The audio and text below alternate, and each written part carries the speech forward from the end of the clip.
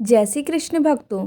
तो आइए रसपान करते हैं कार्तिक माह महात्म्य का 19वां अध्याय। श्री विष्णु मम हृदय में प्रेरणा करने वाले नाथ, लिखो महात्म्य कार्तिक, राखो सिर पर हाथ। राजा पृथु ने कहा, हे नारद जी, अब आप यह कहिए कि भगवान विष्णु ने वहां जाकर क्या किया तथा जलंधर की पत्नी का पतिव्रत किस प्रकार भ्रष्ट हुआ।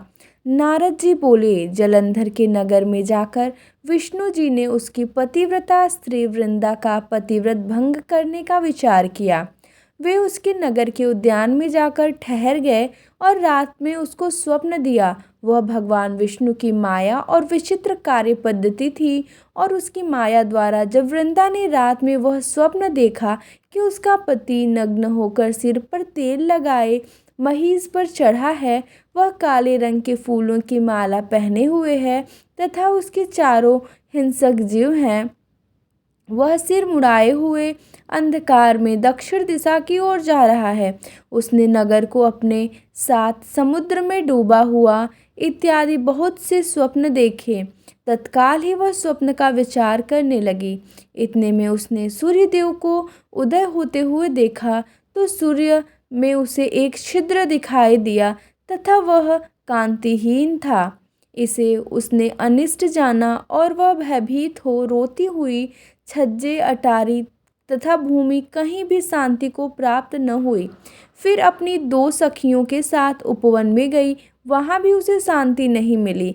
फिर वह जंगल में निकल गई, वहाँ उसने सिंह के समान दो भयंकर राक्षसों को देखा, जिससे वह भयभीत हो भागने लगी। उसी क्षण उसके समक्ष अपने शिष्यों सहित शांत मौनी तपस्वी वहां आ गया। भयभीत वृंदा उसके गले में अपना हाथ डाल उससे रक्षा की याचना करने लगी। मुनि ने अपनी एक ही हुंकार से उन राक्षसों को भगा दिया।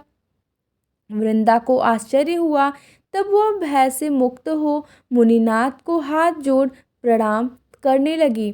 फिर उसने मुनि से अपने पति के संबंध में उसके कुशल क्षेम का प्रश्न किया। उसी समय दो वानर मुनि के समक्ष आकर हाथ जोड़ खड़े हो गए और ज्यों ही मुनि ने भ्रिकुटी संकेत किया, त्यों ही वे उड़कर आकाश मार्ग से चले गए।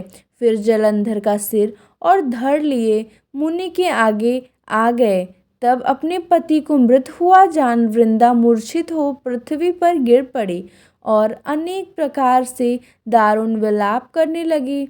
पश्चात उस मुनि ने कहा, हे कृपानिधि, आप मेरे इस पति को जीवित कर दीजिए। पतिव्रता दैत्य पत्नी ऐसा कहकर दुखी श्वासों को छोड़कर मुनीश्वर के चरणों पर गिर पड़ी।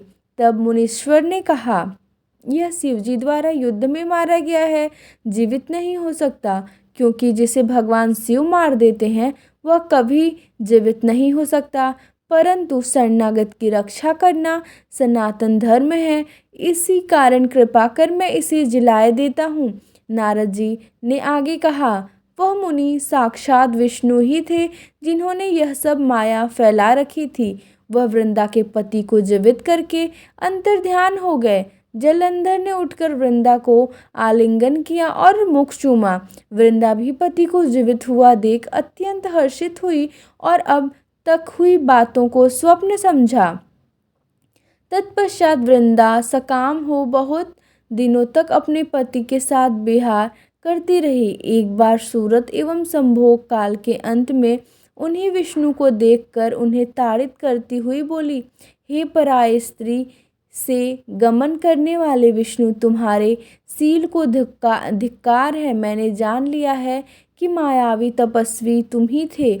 इस प्रकार कहकर कुपित पतिव्रता वृंदा ने अपने तेज को प्रकट करते हुए भगवान विष्णु को शाप दिया, तुमने माया से दो राक्षस मुझे दिखाए थे, वही दोनों राक्षस किसी समय तुम्हारी स्त्री ला हरण करेंगे। सर्वेश्वर जो तुम्हारा शिष्य बना है वह भी तुम्हारा साथी रहेगा।